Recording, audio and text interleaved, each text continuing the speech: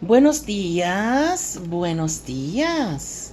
Muy buenos días, mi gente. Miren quién viene ahí. Ay, señores, este es un lolito loco. Miren, hoy en mi cafecito vamos a dar inicio a la semana. Hoy es lunes. Vamos a poner en manos de Dios todos nuestros planes, todas nuestras diligencias, nuestra salud por esta semana. Vamos a poner en sus manos a todas las personas que conocemos que están padeciendo de algún contratiempo de salud, incluyendo, por supuesto, el COVID. Yo pongo en oración a mi amiga Ingrid, a mi amiga Celia, a mi amiga Patty y a todas las personas que en este momento no me vienen a la mente que están enfermidas. A mis amigos Moisés y Enilda, los pongo en oración. A mis queridos amigos, pongo en oración a todas las personas que me piden y que yo los tengo todos en un listadito donde los agrego cada mañana, cada momento en que estoy en intimidad con el Señor. Generalmente es de noche, pero el Señor los conoce.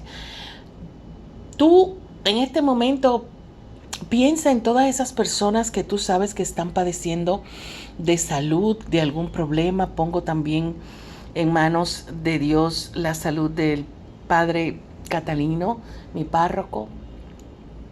Pongo en tus manos, Señor, todas esas personas que están enfermitas, que necesitan de ti, Señor, que necesitan de sanidad. Y pongo también en tus manos, Señor, toda la semana. Hoy es lunes, todos los planes, todas las diligencias. Ya estamos a ley de un día para empezar el mes de diciembre, que es un mes de mucho movimiento, es un mes de mucho trabajo. Y yo, Señor, lo pongo en tus manos.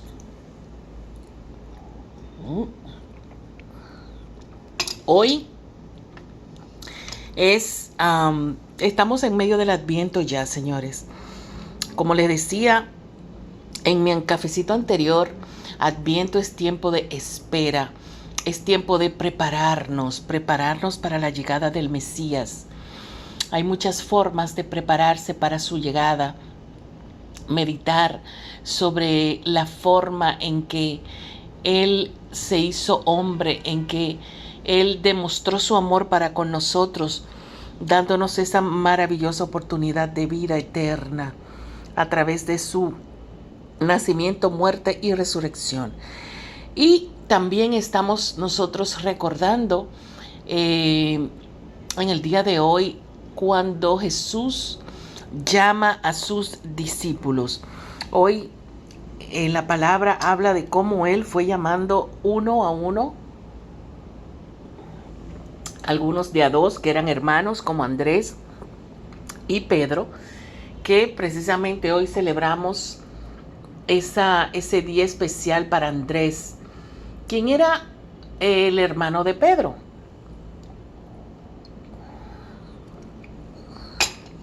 Como todos saben, Pedro, cabeza de la iglesia, escogido por Jesús, pues él se adentró a lo que es el seguimiento y el discipulado de Jesús junto con su hermano Andrés. Pero por si usted no lo sabía, era anteriormente discípulo de Juan el Bautista. Juan, el primo de Jesús, hijo de Isabel y de Zacarías, que fue ese bebé que con el que el Señor bendijo a Isabel. Esa casa y esa prima a donde fue María al enterarse que ella estaba embarazada y que Isabel, su prima, también. María de inmediato fue a su casa. Bueno, pues ese bebé es Juan el Bautista. Juan el Bautista, ese maravilloso profeta que fue fue el último de los profetas antes de Jesús, y fue esa voz que le dio paso a la vida pública de Jesús. Ese maravilloso ser humano que tenía una intimidad con Dios especial, porque él tenía una forma de ser bien diferente. Él era una persona que vivió por muchos años recluido en el bosque, y él desde allí pues tenía en medio de la naturaleza, me imagino yo, ¿no?, una intimidad con con Dios Padre, de una forma muy especial, muy íntima, porque imagínese usted en medio de un bosque, viendo cómo amanece, cómo se pone el sol, cómo empieza la mañana, cómo se va ocultando al atardecer. Debe ser precioso, y esa es una oportunidad. Cuando uno ve cosas tan hermosas, dígame usted si no le viene como a la mente lo grande que es Dios. Pues esa era la vida de Juan. Y como le decía, para no perdernos, para no perderme yo, Andrés, el hermano de Pedro, antes de ser discípulo de Jesús, fue discípulo de Juan. Cuando Juan bautiza a Jesús y Jesús empieza lo que es su vida pública, sucede lo que lamentablemente le pasó a Juan, y fue que fue encarcelado por estar hablando de Jesús, y luego fue decapitado, fue muerto, porque así, bueno, esa es una historia que luego de la que pudiéramos hablar, la forma en que murió Juan y el por qué. Era más bien celos que tenía quien estaba al mando en ese momento, de que a Juan lo seguían, lo querían, etcétera, etcétera. El asunto es que luego que Juan primero desaparece para sus discípulos, y luego, al saber que estaba encarcelado y que fue muerto, pues sus discípulos, muchos de ellos, la mayoría, siguió entonces a Jesús. Parece mentira, como dijo Monseñor Víctor Masalle en la homilía del día de hoy, que Andrés había sido uno de los primeros jóvenes que, junto con Juan también, inquieto por ir en busca de la verdad, en busca de Jesús, del Mesías, conocer un poco más de la palabra, conocer un poco de la llegada del Mesías, seguía a Juan, y pues con sus palabras, con su prédica y con su anuncio de lo que iba a venir pronto, ellos pues él se identificó bastante con lo que era el cristianismo, primero que Pedro, porque cuando el Señor pasa por donde está Pedro y Andrés pescando y los llama para seguirlos, Andrés, yo me imagino que ni lo pensó y lo siguió de inmediato, porque ya él tenía una vida de seguimiento, ya él sabía lo que era ser discípulo.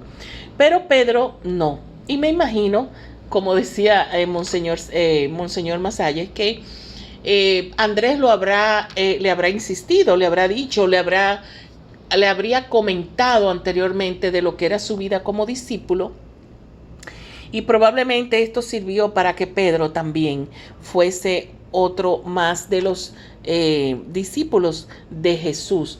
Pero qué bárbaro, o sea, entró después que Andrés, porque Andrés ya conocía de la palabra. Andrés sabía ya lo que era ser discípulo, entró después y fíjense que además o a pesar de que Andrés era ya un inquieto en busca del Mesías y de la verdad, y era mucho más joven, pero quien el Señor escogió fue a Pedro, que era mayor y que además de eso tenía una forma de ser diferente. Como siempre se conoce, Pedro era un hombre tosco, un hombre abrupto, un hombre que decía lo que pensaba, que hacía, o sea, lo que le venía en mente, él lo hacía. Era una persona que se manejaba con una sinceridad que a veces era, no se pudiera ver como alguien como bruto, ¿no? O sea, que se manejaba así abruptamente. El asunto es que Jesús elige sus discípulos.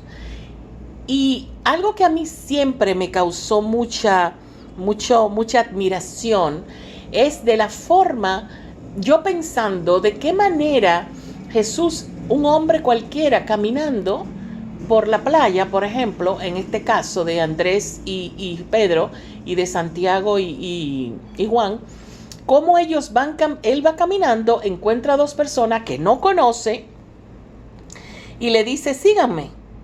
Y estos le siguen. O sea, ¿qué clase de mirada tenía Jesús? ¿Qué clase de presencia cautivadora tendría Jesús para que estos hombres, que eran hombres de familia, porque Pedro, que aunque no se menciona en ningún otro lado más, recuerden que en una ocasión decían la suegra de Pedro, o sea que quiere decir que Pedro era casado. ¿Cómo estos hombres que tenían familia, algunos de ellos, no temían en seguir a Jesús y dejar su trabajo de lado?